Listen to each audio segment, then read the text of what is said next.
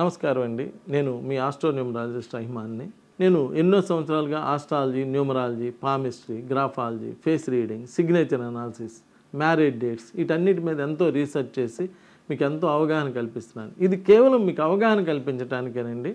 మీరు జీవితంలో కొన్ని జాగ్రత్తలు తీసుకొని మీరు మంచి లైఫ్ను అనుభవించాలనేటువంటి ఒక ముఖ్య ఉద్దేశంతో ఈ అవగాహన కార్యక్రమం చేస్తున్నానండి. చాలామంది పిల్లలు 8వ తారీఖు పుడతా ఉంటారు. 8 కానీ 17, 1 + 7 8 కానీ 26, 2 + 6 8. 8, 17, 26 తారీఖుల్లో పుడతా ఉంటారు. లేదా డేటు, మంత్, ఇయర్ మొత్తం కలిపితే 8 వస్తూ ఉంటుంది. 8 అంటే శాటర్న్ నంబర్ అండి.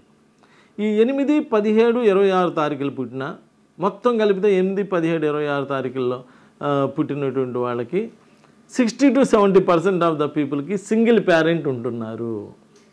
ఒకళ్ళే, అమ్మ కానీ నాన్న కానీ ఎవరో ఒకళ్ళే ఉంటున్నారు. మీరు చూసుకోండి, ఒకసారి ఒక సినిమా వచ్చింది, కొండవీటి సింహం అని ఒక సినిమా వచ్చింది, పెద్ద రామారావు గారిది. దానిలో పిల్లోడు పుట్టంగానే వెంటనే ఒక జ్యోతిష్యుడు ఏం చేస్తాడంటే ఈ అబ్బాయిని ఎక్కడికైనా ట్రాన్స్ఫర్ చేసేసేయండి, లేకపోతే వీళ్ళ తండ్రికి గండం అని చెప్తాడు. ఎమ్మటే ఆ అబ్బాయిని వేరే చోటికి పంపించేసి అక్కడ పెంచుతారు. తర్వాత వాళ్ళ తండ్రి కొడుకు కలవంగానే ఆ తండ్రి చనిపోతాడు. ఇది కథ కాదండి, వాస్తవాలండి, ఇది నిజం. చాలామంది పాత సినిమాల్లో చూడండి, 2 పిల్లలు ఉంటే ఒక పిల్లల్ని వేరే చోటికి పంపించేస్తూ ఉంటారు. 8వ తారీఖు కానీ 17వ తారీఖు కానీ 26వ తారీఖు కానీ పిల్లలు పుడితే చాలామందిని నేను అబ్జర్వ్ చేశానండి. సింగిల్ పేరెంట్స్, అమ్మన్నా ఉంటుంది, నానన్నా ఉంటాడు. ఎక్కువగా నాన్న ఉండడు. 60 to 70% ఆఫ్ ద పీపుల్కి. ఒకవేళ మీ పిల్లలు ఎవరైనా 8 కానీ 17 కానీ 26 తారీఖు కానీ పుట్టినా, లేదా టోటల్గా 8, 17, 26 తారీఖులు డేటు, మంత్, ఇయర్ కలిపితే 28వ నెంబర్ వచ్చినా ఏముందిలే పుట్టాడులే అయిపోయిందిలే ఏదో జరిగిద్దిలే అనుకోమాకండి. మీకు నమ్మకం ఉన్న ఆస్ట్రాలజీ, న్యూమరాలజీ, పామిస్ట్రీ అన్నీ తెలిసిన ఒకళ్ళని కలిసి ఏమండి ఇలా మా అబ్బాయి 8వ తారీఖు పుట్టాడు, దీనికి సంబంధించి ఏం రెమెడీ చేసుకోవాలి ఏంటి అని చెప్పి అడిగితే దానికి తగ్గ రెమెడీస్ చెబుతారు.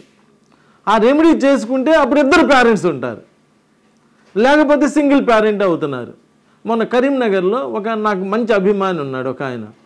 ఆయనకి నేనంటే చాలా బాగా ఇష్టం. వాళ్ళ తమ్ముడికి 8వ తారీఖు అబ్బాయి పుట్టాడు.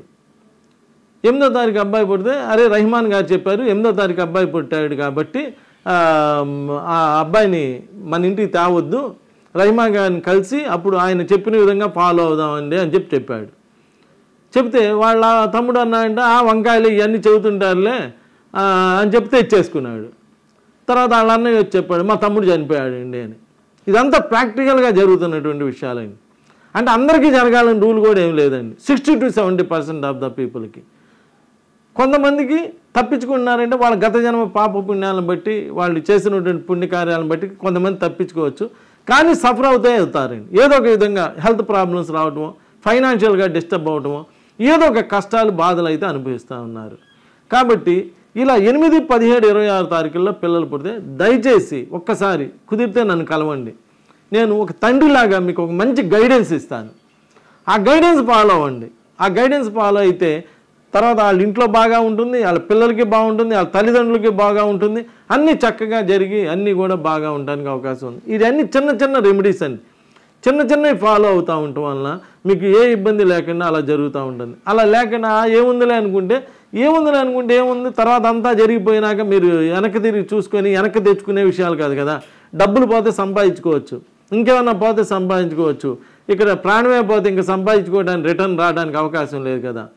సో మీరు కొన్ని జాగ్రత్తలు తీసుకోవటం వలన ఈ శాస్త్రాలు అన్నీ భగవంతుడే ఇచ్చినప్పుడు న్యూమరాలజీ కూడా భగవంతుడే ఇచ్చి ఉంటాడు కదా. ముస్లిమ్స్ కూడా ఏమంటారు సెబ్బి అల్లాదే, సెబ్బి అల్లాదియే చెప్పి న్యూమరాలజీ బి అల్లాదియే. క్రిస్టియానిటీలో బైబిల్ అంతా కూడా న్యూమరాలజీనే. అబ్రహం సారాకి పిల్లలు లేకపోతే వాళ్ళు భగవంతుడిని అడిగారు, అయ్యా మాకు పిల్లలు లేరయ్యా, పిల్లల్ని ఇవ్వమంటే అబ్రహం నీ పేరు మార్చుకో, సారా నీ పేరు మార్చుకో, పుట్టల కొలది పిల్లలు కలుగుతారంటే అప్పుడు అబ్రహంగా సారాగా పేరు మార్చుకొని పుట్టల కొలది పిల్లలు కలిగాను అని చెప్పి రాసి ఉంది పాత నిబంధనలో. ఇలా న్యూమరాలజీ అంతా బ్యాప్టిజం అంటేనే పేరు మార్చుకోవడం అని. కొత్త పేరు పెట్టుకుంటే కొత్త జీవితం, మనసు పేరు మారిస్తే మనసు మారిద్ది, కొత్త జీవితం వస్తుంది, లైఫ్ అంతా కూడా బాగుంటుంది అనేటువంటిదే కాన్సెప్టే బైబిల్ అంతా చెప్తుంది.